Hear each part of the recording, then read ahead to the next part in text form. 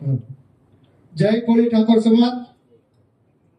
આજરોજ સમસ્ત કોળી ઠાકોર એકતા મંચ ગુજરાતના અધ્યક્ષ મહામંડળ સ્વ 1008 પરમ પૂજ્ય ઋષિ ભારતીજી બાપુના માર્ગદર્શન હેઠળ ગુજરાતમાં કોળી ઠાકોર સમાજના તમામ સંગઠનોના અધ્યક્ષો ને આજે એક બેઠક બોલાવી છે, જેમાં ગુજરાત કોળી સમાજ કર્મચારી મંડળના અધ્યક્ષ રાજુભાઈ વંશ તેમજ તમામ સંગઠનોના અધ્યક્ષોનો આજે આપણે ઉપસ્થિત થયા છે।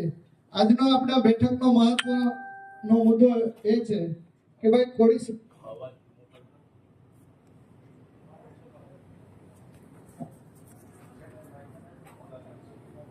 સમાજને, કોળી ઠાકોર સમાજને અત્યારે અનામત બાબતે અન્યાય થાય છે। તો અન્યાય કેમ થાય? આપણી ઓબીસી અનામત છે એ કોણ ખાઈ જાય? કારણ કે આપણે 70% ઓબીસી અનામત મળી છે, પણ આપણી અનામત કોઈ પણ ખાઈ જાય, તો એના માટે તેને શું કરવું જોઈએ? એટલે આપણે આજે બધા એની ચર્ચા વિચારણા કરવા માટે આપણે બધા બેઠક ભેગા થયા છે। એમાં મહત્વનો મુદ્દો એવો છે કે ભાઈ આપણી ઓબીસી અનામત 27% છે, તો 27%માંથી આપણે અનામત ઘટાડી દેવામાં આવે। અત્યારે જે વિદ્યા સાહેબની ભરતી ચાલે તેમાં આપણી 14% અનામત કરી દેવામાં આવી, 13% અનામત કાઢી નાખી।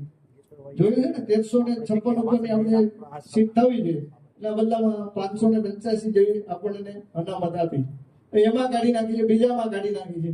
અને એમાં અમુક ભરતીઓમાં એવું બતાવે છે કે ભાઈ રોસ્ટર પદ્ધતિ, તો રોસ્ટર પદ્ધતિ શું કામ?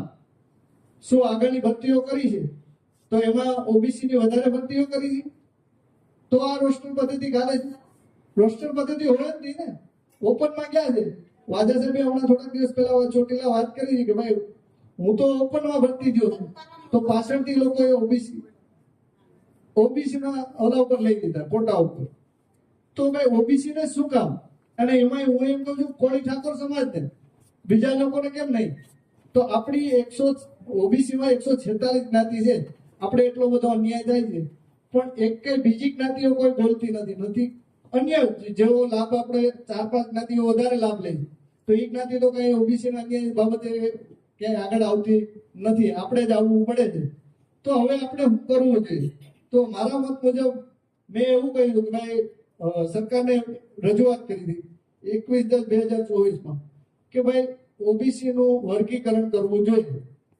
આપણે 27 માંથી 20% બાકી છે, તો 20% આપણી આમ તો વસ્તીના પ્રમાણમાં મળતી નથી, પણ તાત્કાલિક માંગવા માટે થઈને મેં રજૂઆત કરી, તો એના રોસ્ટર પર તેના પત્ર મને મળ્યા છે, અને એ પત્ર મુજબ એવું કહેવામાં આવ્યું છે, અને રાજ્ય અધિક્ષક સચિવ અને પછાત વર્ગ માટેના પંચને પત્ર મોકલ્યો, જેમાં અહીંયા 19/10/2022 ના ઠરાવથી અન્ય પછાત વર્ગો માટે પંચના રેફરન્સ મુદ્દા નંબર 5 બતાવ્યા છે। એમાં એવું કહ્યું છે કે જે વધુ સામાજિક અને શૈક્ષણિક રીતે વધુ અતિ પછાત હોય તે જાતિ તરીકેનું વર્ગીકરણ કરવાનું 19/10/2022 નો ઠરાવ કરી દીધો, અને સુપ્રીમ કોર્ટના નિર્દેશ મુજબ તો આપણે 19/10/2022 ના ઠરાવ મુજબ આપણે માગણી કરીએ।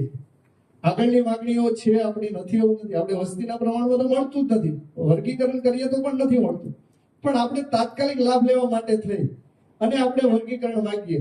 જો એને આપણે વર્ગીકરણ ને આપણી જે અનામતવાની વાત હલાવી, તો રાજ્ય સરકારે 10 વર્ષનું ભરતીનું કેલેન્ડર જાહેર કરી દીધું હમણાં ને હમણાં।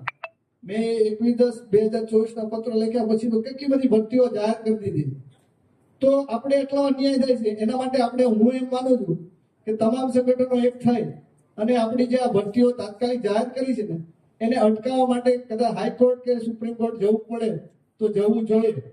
એના માટે પણ થોડીક આપણે ચર્ચા વિચારણા કરવી જોઈએ।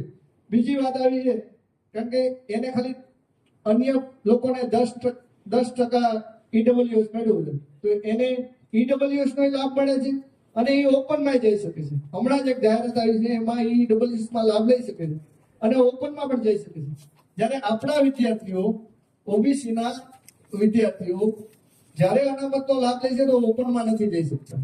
અને આપણું જે આ રોસ્ટર પદ્ધતિ જે ગાળવામાં આવી છે ને, એ રોસ્ટર પદ્ધતિ એ માટે જ ગાળી છે કે આપણી આગળની ભરતીઓ છે એમાં રોસ્ટર પદ્ધતિ, પણ આગળ આપણે ખબર છે કે આપણો વિદ્યાર્થી કોઈ ગયો છે ઓપનમાં ગયો છે, તો એ હું કામ રોસ્ટરમાં આવે છે? આગળ તો કઈ અહીંયા ઓબીસી ની વધારે ભરતી તો નથી જ કરી, જેમ આપણે અનામત 27% થી 27% જ ભરી છે, તો શું કામ રોસ્ટર પદ્ધતિ? એનો પણ વિરોધ કરવો જોઈએ. એટલે આ બધા વિરોધ આપણે એટલા માટે કરવા જોઈએ કે આપણે તમામ ભરતીઓમાં અત્યારે અન્યાય થાય છે. ઓબીસી ના રોસ્ટર પદ્ધતિને સિસ્ટમ કરીને આપણી ઓબીસી માં અનામત ઘટાડે છે. એમાં આપણે ખાસ કરીને કોળી ઠાકોર સમાજને જ વધુમાં વધુ નોકરીની અંદર નુકસાન જાય છે. એટલે એના માટે થઈને ખાસ આપણે અત્યારે મુદ્દાઓ માટે લડત ચાલુ છે. બીજો મુદ્દો આપણો એવો છે કે આપણને જે 54% વાળી વાત ખાલે છે, ભાઈ 54% વાળી એ મહત્વની છે. એમાં 100% આપણે એના માટે લડત લડવી જોઈએ કે 54% ઓબીસી અનામત કરવામાં આવે અને પછી વર્ગીકરણ કરવામાં આવે. તો કદાચ હું એમ માનું છું કે એના માટે આપણે થોડીક સારા નિષ્ણાત અને એડવોકેટ લોકોને આપણે મળી અને પછીની માગણી આપણે કરીએ. બીજી વાત આવી કે ભાઈ આપણું નિગમ છે કોળી ઠાકોર સમાજનું નિગમ. હવે આપણું કોળી ઠાકોર વિકાસ નિગમ છે એ તો શોભાના ગાંઠિયા જ છે. આપણી વસ્તી અત્યારે 2-2.5 કરોડની ઉપરની છે. આપણે નથી શૈક્ષણિક લોન મળતી, અને લોન લેવા જાય તો એમાં એવા જડ નિયમો ઘાલી દીધા છે કે આપણે કોઈ પણ વિદ્યાર્થીને વિદેશ જવું તો લોન આપતા જ નથી. વિદેશ એજ્યુકેશન માટે જવું હોય, ડોક્ટર બનાવવું હોય તો લોન આપતા નથી. આપણા નિગમમાં નથી. જ્યારે બિન અનામત આયોગ છે એમાં 15 લાખ રૂપિયા આપે છે. આપણને શું વાંધો? આપણું ખાલી 20 કરોડ રૂપિયાનું બજેટ છે. 20 કરોડમાં પણ આપણું બજેટ તો પાછું જાય છે. જાય છે એનું કારણ એક છે કે એમાં જડ નિયમો એવા છે કે કોઈ શૈક્ષણિક હેતુ માટે લોન લેવા જાય તો જે અરજદાર છે એમના